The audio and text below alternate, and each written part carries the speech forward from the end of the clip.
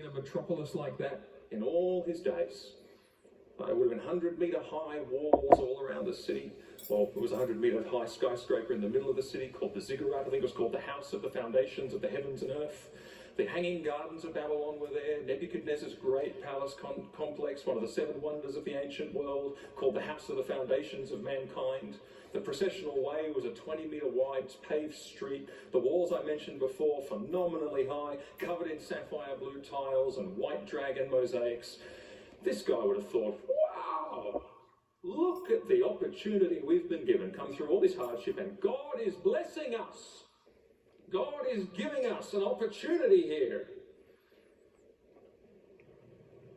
It's the stuff of dreams, and Babylon is saying, this could be yours. It's like Revelation, isn't it? Drink the wine of my luxuries and glamour and opportunity. Come on, belong here. Look what you can have.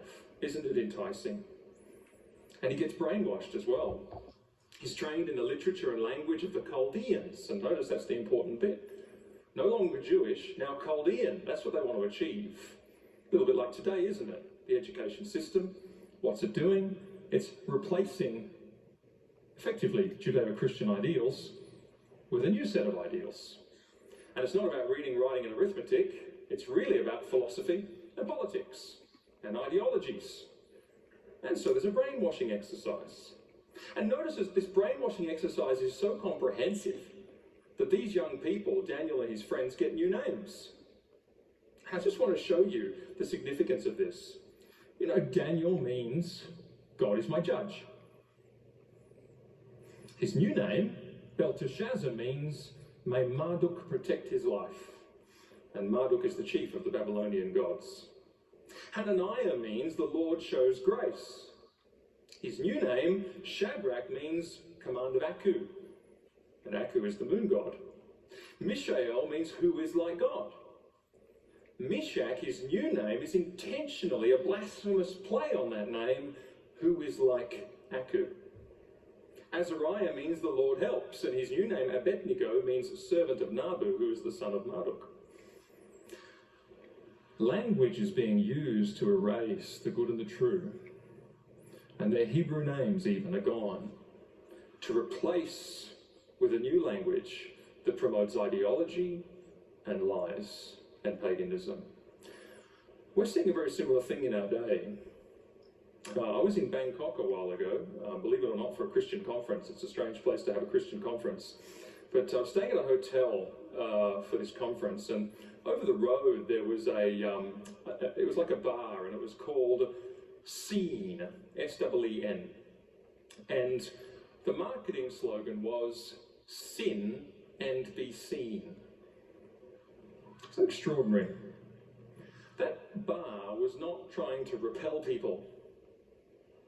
They fully understood their Western clientele, and they wanted to entice them in. You know, once upon a time, sin was an abominable thing. But now it's something enticing. But it goes beyond that. What about a word like gay or queer? Completely changed in meaning. What about a word like pride? Once the sin by which Satan fell from heaven. Is the legend attached to pride, right? What is it now? Well, it's a political movement to be embraced. What about equality? Hasn't that changed in meaning? What about truth? You know, now we used to say the truth. What do you hear now? My truth. By the way, that's another one of those competitions with God, to say that actually the truth is vested in me, not vested in the Creator God who made it. I think the first time I was talking to someone about this the other day, and we both thought that the first time we ever heard that phrase, my truth, was from Oprah Winfrey, back in the early 2000s, late 90s. And it's really caught on. Or what about the meaning of love? Love used to be all about serving someone's highest and best interests. Now it's about making them feel nice, right? It's about pandering to their feelings. Now tell that to Jesus, who looked on the rich young ruler and loved him, then spoke to him, and he walked away sad. How does that work with a modern idea of love? Right? Jesus loved him enough to tell him what he needed to hear, which had very little to do with his feelings. These words have all changed in meaning, and the idea behind them is to kill old ideas. And maybe even in the realm, particularly at the moment, of things like mother, father. Notice it's always parent. Or we've got this rubbish about mothers being birthing persons and all this garbage. Change of language, erasure of words that are good and right, to remove old ideas and promote new ones. But notice something. All these words are being disconnected from their God-given definition, and they are instead starting to be defined by our own feelings. I'll give you an example. Harm. That's no longer anything objective. That's no longer, that is now, to harm someone is to upset their sense of self. That's harm. That's hate speech. You see how that the definition's changed so that it's rooted in the person. Or gender. It's now separated from biological reality or God's creation order. It's now all about my state of mind, how I feel about myself. If you go through these words, it's a consistent theme. And the point is, it's turning people away from objective truth and the God who is the author of that objective truth, to subjective truth and the self who is the author of that subjective truth. Now that is a form of paganism. Babylon was a pagan society, and that's what Daniel was contending with. And in a pagan society, people worship created things, not the creator, right? Today, we also worship created things. We don't worship gods of wood and iron and bronze and all that kind of stuff like they did in Daniel's day, and we don't worship animals and so on. Our idols are not created things like kangaroos and peacocks and dogs and bears and all the rest of it. Our created thing is something else. It's a word, and it's called identity.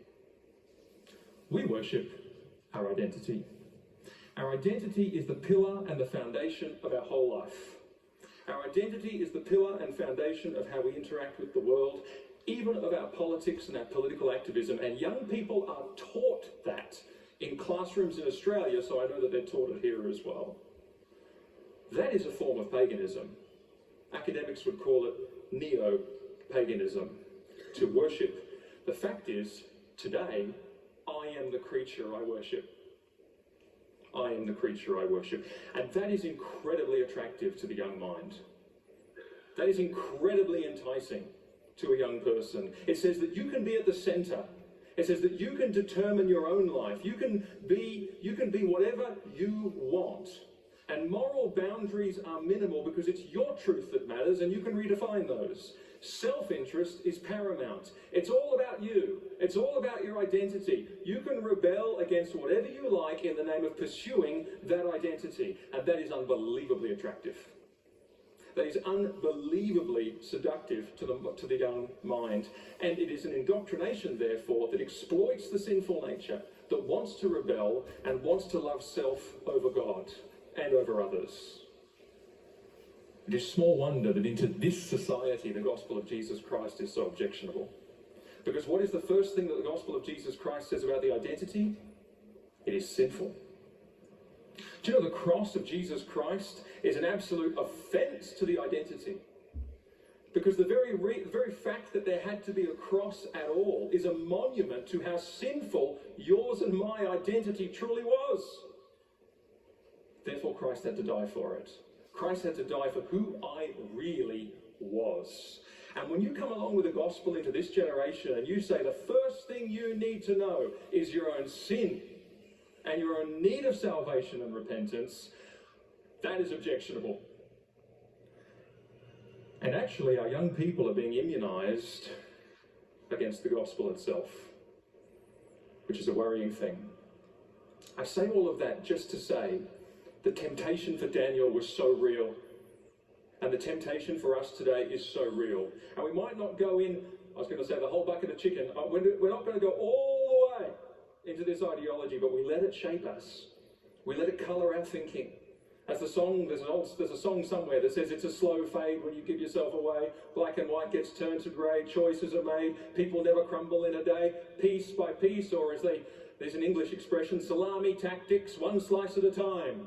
Little bit by little bit, the world starts to impact you. And Daniel has the same voice of Babylon saying, believe our attractive philosophy, have everything that we offer. It's all here. It's an easy life. If.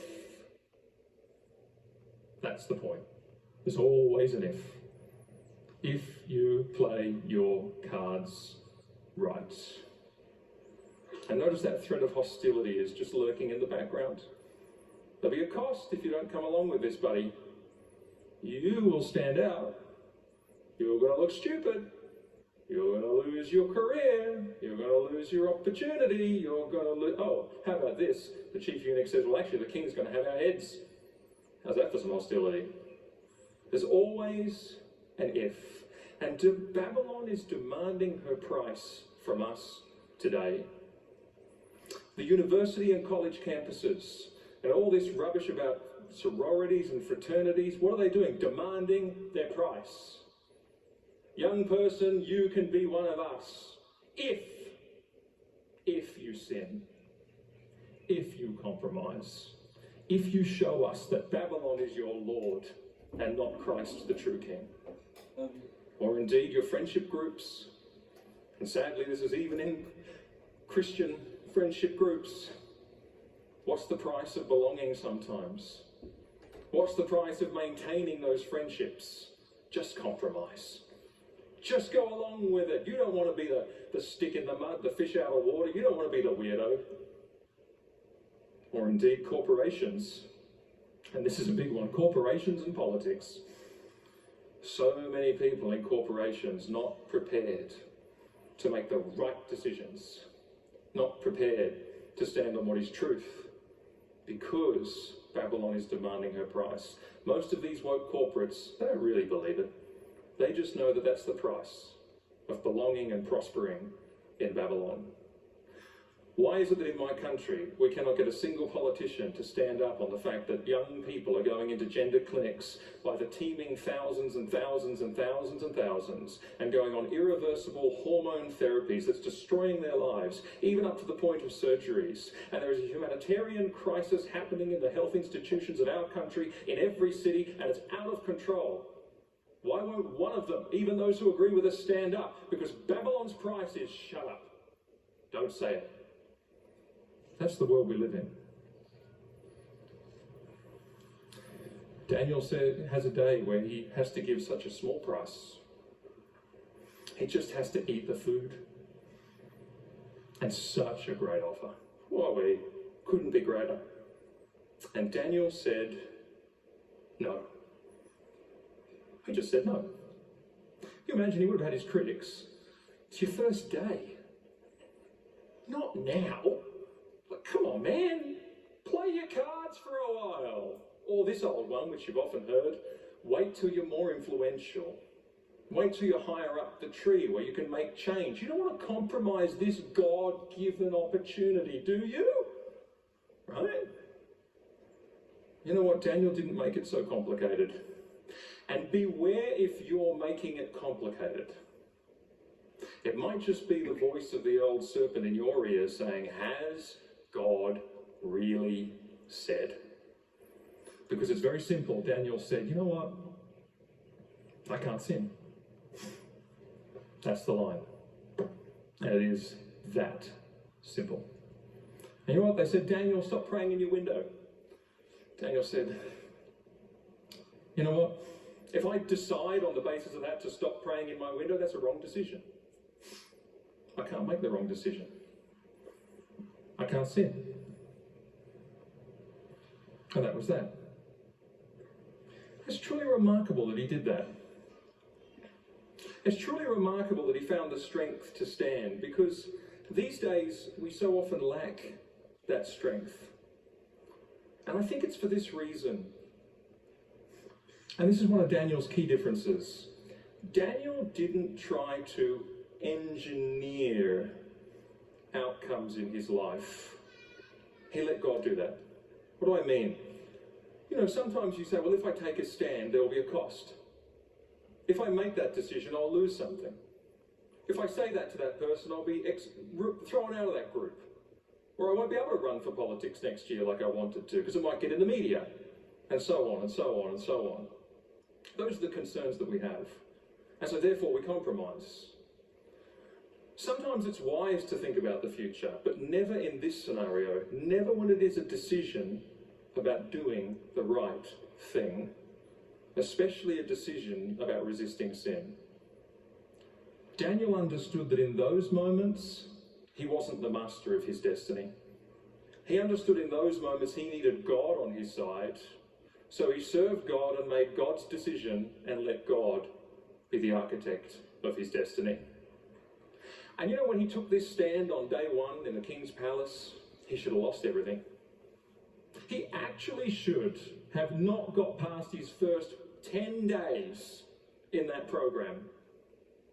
And yet he actually became probably the most decorated individual from that program.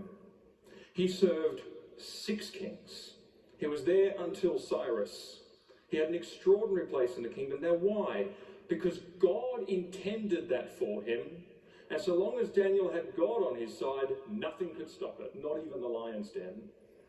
And that's the kind of trust we have to have today, that we can't plan our future better than God can.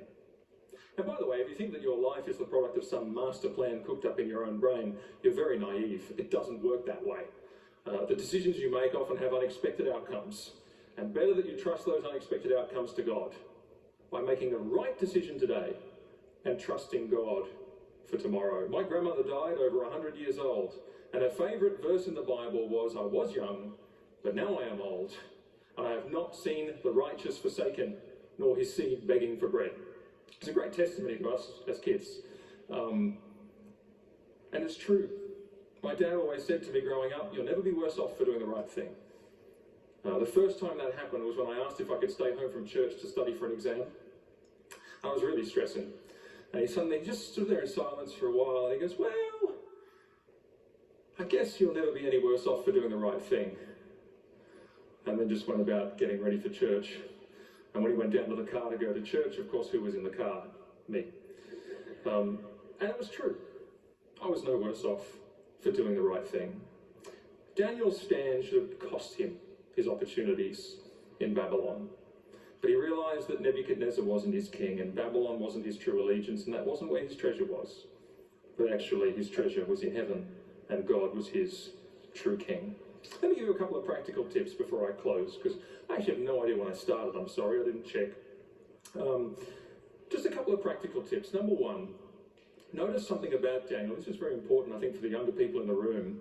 It says about Daniel that he purposed in his heart. In other words, Daniel made a decision and he stored it up for when he needed it. He decided, "I won't do that thing." And when the day came and he was asked to do it, eat the food, he said, "I've already decided I won't do that." It's a very good principle of wisdom, because in the heat of the moment, you will often make bad decisions. In the heat of lust and temptation and peer pressure and all these sorts of things, you will often make bad decisions if you haven't thought about it first. Make your decisions now. Draw lines in the sand about what you will do, about so many of these things, about money and alcohol and church and prayer and sexual issues and accountability, and stick to them. Draw lines in the sand, because it's always just a little compromise, and then days go by and you've compromised completely. But if you've got a line in the sand, even if it seems like a high bar, it's a great protector. It's a great protector. And I had to do that when I went out to a big secular university. I had to draw lines in the sand, and it was because I had drawn lines in the sand that I think God preserved me on my first day at university. I remember going to the campus, and it was this orientation week thing that they have before you get into your program, your course. And you go to orientation week, and there's all these market stalls, and there's all these things going on. I remember stepping on campus and hearing this awful music. And I thought, what is that awful music? Anyway, I walked into the main court of the university, and there were this band of guys up on stage, dressed up like Japanese geisha girls, all white face paint and hair, and and these kimono dresses, and singing this perverse music and doing all sorts of things. And I thought to myself, whoa, I've never seen anything like that. And I left the great court, and then I wandered through the market stalls, and I thought to myself, My goodness gracious, this is brazen. And I wandered through those stalls, and then a couple of other things I won't go into happened, which were quite shocking and confronting to me. And I got a point in the day where I just thought, you know what, I don't know what's going on here, but I'm not ready for this. And I went to my car, hopped in the car and drove home. And I sat in my room at home and I prayed to God and said, I'm going to have to go back, and I need help, and I'm going to make these decisions, 1, 2, 3, 4. And you know, God honoured that and helped me to keep those decisions. And a lot of you in this room are going to be stepping into universities, workplaces, friend groups, opportunities in life, and you need to have those decisions ready. Because the Daniel moment will come, where they will say, just come along with us and you can have an awful lot. And you need to say, no, I trust God. Simple as that.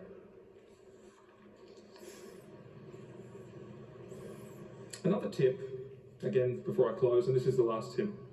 Is it the last tip? Better be. I've got a bunch, but I'll just choose one. And the one I want to choose is this. Notice something about Daniel, which is really important. Under Darius, there was a whole bunch of guys who wanted to bring Daniel down. And so they did a full-blown CIA investigation against this guy. They got every single operation they could against him to find out what was wrong in his life. And do you know what they turned up? Nothing. Blank. It's a really important principle for all of us. The Christian life is the life with nothing to hide. Jesus talks in Matthew 6 about your secret life over and over again. He says, your heavenly Father who sees in secret, serve him, honor him. And it's the important principle that Daniel lived by, which is that he lived for an audience of one. Right? I told this story on Tuesday. There's a guy in Australia who was the Deputy Prime Minister of the country, so the second most powerful politician, and he's a Christian, and he was Deputy Prime Minister about 25 years ago. And he said he had a helpful moment every morning when he was up in Parliament House where a colleague of his would bang on his door, and no matter what he was doing, he'd throw the door open and yell inside, "Hey John, remember today you're playing to an audience of one," and he'd slam the door and walk away. And for a politician, that's an extraordinary thing, because he's got the media watching him, especially as a Christian. He's got his constituency watching him. He's got the power brokers and the factional bosses in his political party watching him. He's got everyone watching. But the reminder every day was, you're playing to an audience of one. That was one of Daniel's secrets. In those moments, he thought of God, and he did what was right before him. And that extended into his secret life, a life of holiness that was without blame. It's a really important thing for us to work on. And now I'll give my closing piece. I just want to finish with a word about Daniel's legacy. In Revelation 18, the angel cries out, "Fallen, fallen is Babylon the Great. Come out of her, my people, lest you take part in her sins." That's what Daniel did. He came out of Babylon, not physically. God asked him to walk through that experience by faith. But he came out of Babylon spiritually by refusing to take part in her sins. And that was the secret of Daniel's legacy for God in Babylon.